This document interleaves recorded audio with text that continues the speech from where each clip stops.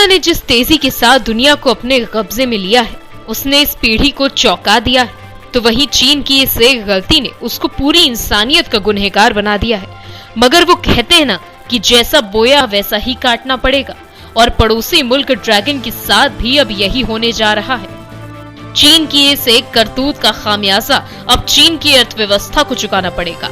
ऐसा इसीलिए क्योंकि अब कई कंपनियों ने चीन से अपने व्यापारिक संबंध तोड़ने शुरू कर दिए हैं। चीन ने कोरोना फैलने की बात तो पूरी दुनिया से छुपाई। अगर चीन पहले ही सतर्क हो गया होता तो कई मासूमों की जान बचाई जा सकती थी। चीन की इस एक लापरवाही ने उसको तमाम देशों की नजर में दोषी बना दिया है। तो वहीं अब दुनिया के बड़े देश चीन से अपने व्यापारिक संबंध भी तोड़ने पर आमादा हैं। और अब चीन और दूसरे देशों के बीच जारी इस कोल्ड वॉर का फायदा भारत उठाएगा। दरअसल जर्मनी की मशहूर फुटवेयर कंपनी वॉन वेल्स चीन से अपना कारोबार कर उत्तर प्रदेश के आगरा में शिफ्ट होने जा रही है। यहाँ पर इलेक्ट्रिक एजेंसीज प्राइवेट लिमिटेड के साथ साठगांठ बैठाकर काम किया जाएगा।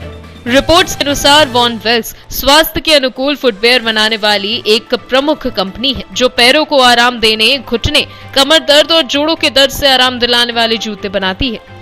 जर्मन ब्रांड वॉलवेल्स ये जूते दुनिया के 80 देशों में करीब 100 मिलियन यानी कि 10 करोड़ ग्राहकों को बेचे जाते हैं। इस कंपनी को 2019 में लॉन्च किया गया था, जिसके प्रोडक्ट्स अब 500 से ज्यादा इलाकों की टॉप बाजारों में उपलब्ध हैं। इस कंपनी के प्रोडक्ट्स ऑनलाइन भी मौजूद हैं। उन्होंने संपूर्ण प्रोडक्शन को चीन से भारत शिफ्ट करने की योजना बनाई है।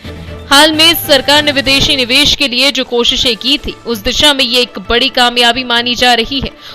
तो वहीं कूटनीतिक आधार पर भी ये भारत की बड़ी जीत होगी।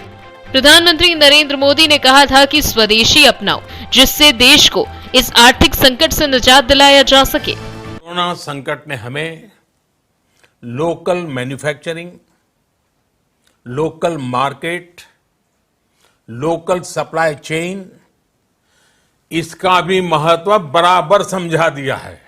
चीन ने भी कुछ इसी तरह अपने आप को विश्व प्रसिद्ध बनाया था। मोदी भी कहीं न कहीं चीन की चाल उसी के ऊपर खेल रहे हैं। जरा अंदाजा लगाइए कि अगर इसी तरह कई और विदेशी कंपनियां भी भारत में निवेश करने में दिलचस्पी दिखाती हैं, तो भारत का विश्व पटल पर अलग ही स्तर होगा। मगर ये रास्ता इतना भी आसान नहीं है, क्योंकि देश इस वक्त जिस दौर से गुजर रहा है वो बेहद खराब है।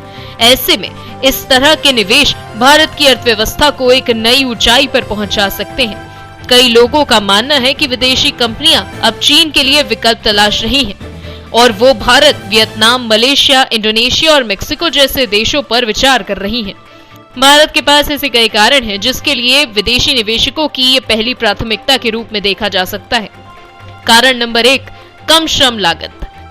ये भारत में कंपनियों के बढ़ने का एक बड़ा कारण है। चीनी श्रमिक के लिए औसत मासिक वेतन $140 से $340 के बीच होता है, और भारत में ये $70 से $200 तक कम है। इसीलिए चीन की तुलना में भारत में किसी भी उत्पाद का निर्माण करना काफी सस्ता है। कारण नंबर 2, कम कर। पिछले साल 2019 में भारत में कॉर्पोरेट टैक्स को 30% से घटाकर 22% कर दिया गया था, और नए निर्माताओं के लिए ये 25% से 15% वापस आ गया है। ये अभी दक्षिण एशिया क्षेत्र में सबसे कम कॉर्पोरेट टैक्स है, और इसके साथ ही कर संग्रह में जीएसटी के कार्यान्वयन से कंपनियों को अपने करों का भुगतान करना आसान हो जाता है। ये सभी सुधार भारत में अधिक निवेशकों को आकर्षित करते हैं। कारण नंबर 3, भारतीयों का विशाल बाजार। भारत में दुनिया की दूसरी सबसे बड़ी आबादी है। यहाँ तक कि अगर आप इस देश में अपने उत्पादों को 5% लोगों को बेचते हैं, तो ये अधिकांश देशों की पूरी आबादी से अधिक होगा। यदि कंपनियां भारत से बाहर अपने उत्पादों का निर्माण कर रही हैं, तो उन्हें निर्यात करों और परिवहन के लिए अतिरिक्त भुगतान करना होगा। कारण नंबर 4, लोकतंत्र। भारत एक लोकतांत्रिक देश है, इसीलिए काफी पश्चिमी कंपनियां आसानी से भारतीय बाजारों, कानून और व्यवस्था के साथ काम कर सकती हैं।